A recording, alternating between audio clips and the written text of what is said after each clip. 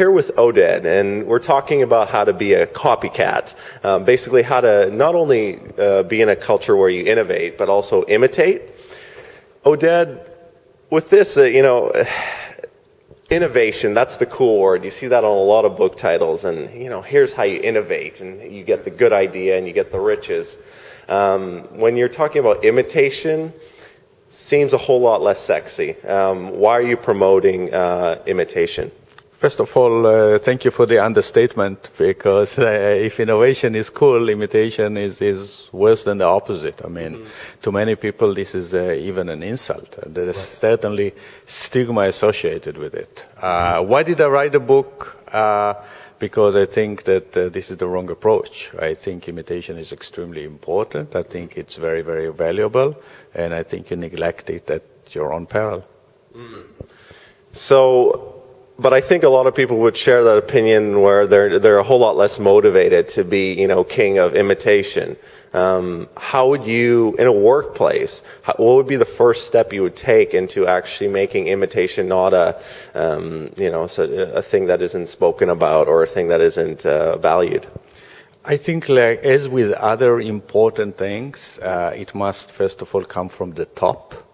I think that leaders need to go on stage and on record as imitation being something that they support. And then in the second step, they need to make sure that this is diffused throughout the organization. And by diffused, I mean real implementation. I mean taking concrete steps that send the message. Imitation is not only acceptable, it is welcome, it is appreciated, and it is rewarded. You gave an example here about P&G with actually embracing a little bit. What was the step they took to make it cool for people to imitate? I think they're relying most of all on the reward system. Basically, what they do is that they reward people based on their contribution. So if you make a suggestion, we do not care whether this is an innovation or an imitation. Many times it is an imitation. You are being rewarded, and that means that you are being recognized. Good imitators, even though the company is not going to phrase it as such, but the good imitators are admissible to a special society of innovators, right, which will make them look maybe cool. They are also being rewarded for those imitation. Again, the company is not calling those things imitation. They call it open innovation. But many times, this is exactly what we're talking about. Finding a proven model. Okay. What are people going to, if a company wants to start stretching into innovation, what are they going to, what's the downside? What are the problems or the things that can come from not embracing imitation? You'll quickly get in trouble. May I give you a historical example, and then we can move into the modern world. Japan at the time had rifle technology. I mean, that was introduced by the West. And then the samurai class decided that it's not a good idea because it threatened their monopoly, of having swords and the like. So basically, they did away with it. And this was one reason that when the barbarians arrived, to pry open Japan, they basically needed, to go along.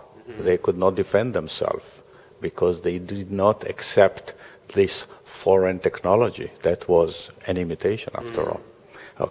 And I think the lesson still applies in modern life. If you're not going to imitate, you're going to fall behind, invariably. You may be the most innovative company in the world. There isn't a single case of a company that is innovating on everything all the time. It's impossible, and you don't want to spend your resources that way. When you gave the example of Japan, that makes me think of companies right now that aren't embracing social technologies. Is that kind of what you're hinting at? Absolutely. I think the basic principle is still alive and well, and there are lessons to be drawn from that history and also from the present. And you would wonder again, why do companies don't draw that lesson? After all, they're full of very smart, hardworking people. And indeed, I believe that one of the major barriers is the stigma associated with the activity. I guess that brings me to the last question. With the stigma behind imitation, do you think it's going to be a whole lot more, I don't know for a better word than cool, but that it's going to actually be a whole, you'll feel prouder to say you're an imitator in maybe 5-10 years' time? It may take longer than that, but it is possible. The reason that I can say it with confidence is, first of all, that imitation is more accepted in certain society than in ours. Right. And also, again, if you go back in history, imitation was really embraced once by our own society. We have veered away from that. We are celebrating, I would say, even worshipping innovation. Right. But it is certainly possible. Who is embracing it right now? Is it China? China has certainly embraced imitation, and I frankly think that this is one of the reasons why the country has been very, very successful. Fair enough. Thank you for your time, Oded. It's my pleasure. Thanks for having me.